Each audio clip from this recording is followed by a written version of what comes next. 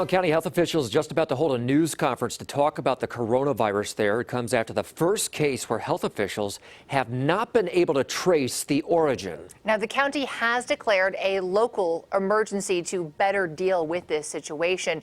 Reportedly, CDC took about 4 days before they tested this woman and were able to identify her with the virus. We're taking a live look here at the press conference that's about to start. Let's listen in.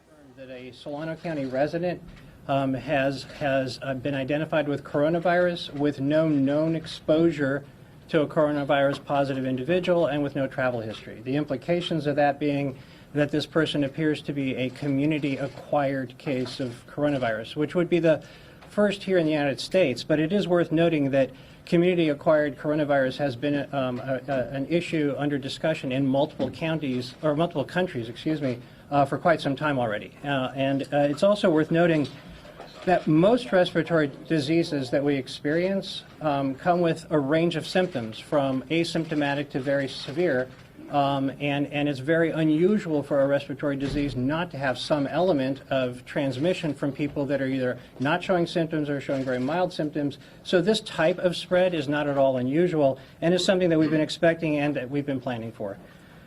We do want to nonetheless reassure our community members that the health risk for acquiring coronavirus here in Solano County remains very, very low. The disease has been evolving since it was first described. This has been a very dynamic and rapidly changing disease that we've been dealing with. We have also, in order to allow us to investigate this incident more effectively and more efficiently, have declared a local public health emergency here in the county.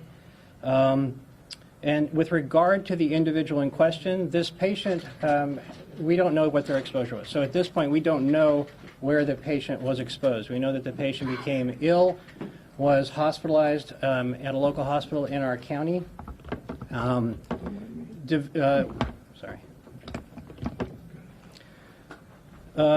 patient was hospitalized in our county at a local hospital, became progressively more ill, was transferred to UC Davis in Sacramento. At some point, the patient became ill enough to warrant testing for coronavirus, and the result came back positive. It is, again, worth noting that the patient wasn't tested prior to that because they weren't severely ill enough and they had no connection to any of the known risk factors for coronavirus. And so it represents a scenario that while we knew we would ultimately have to deal with, we were nonetheless not able to be able to predict for that individual. It's also very important to note that this individual is not a repatriated evacuee at Travis. We have had multiple plane loads of evacuees at Travis Air Force Base. And this individual has no connection whatsoever to that federal mission and to any of the personnel that have been involved in that evacuation process. So this does appear to be a person who genuinely did acquire their illness in the community. Because the patient did not initially meet the criteria for coronavirus testing, the patient was not in airborne isolation at North Bay or at UC Davis initially, which means that there were multiple healthcare personnel who were exposed to the individual. At both hospitals, we are at present aggressively evaluating everyone who may have had contact with this patient. They are being identified and their risk for exposure is being assessed, and they are being put into categories that are appropriate. Some of them are under isolation, some of them will be under quarantine, some of them represent too low a level of risk to warrant either of those types of approaches. But the hospitals are working aggressively to identify and properly address the individuals in those environments. Solano Public Health is working very, very closely with our state partners and with CDC. CDPH has generously agreed to provide us whatever support we need, as has CDC. We were also fortunate that there were already CDC personnel at Travis dealing with that other mission, so we've had immediate access to the assistance that we've needed. And we really do want to call out kudos to the HHS, aspirin CDC personnel, as well as the U.S. Marshals, as well as Travis Air Force personnel for that repatriation effort and for the work that they've done with us, as well as to Travis Public Health for their assistance as well.